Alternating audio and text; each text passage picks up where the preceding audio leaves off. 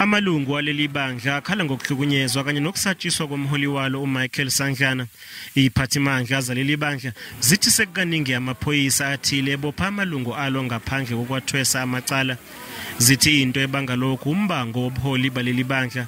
We are divided into three factions, and all the three factions, obviously, there must be a leader. So the other two factions are contesting for the leadership of the church, which has become known as the leadership battle.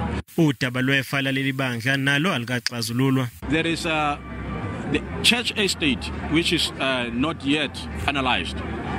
Obviously, all these factions, especially the two factions and the estranged members from Jerusalem, they want the stake in that estate. E-IPHC yasungulwa uFrederick Samuel Modise ngo-1962 noba umholi walo waze washona ngo-1998.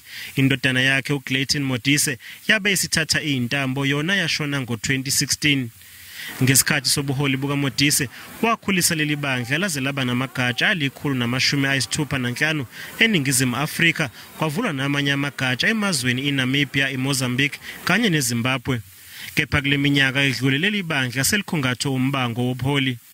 Amalungu waleli bandla anikeze umnyango izinsuku eziyikhombisa ukuba uphendule ezikhalweni zawo.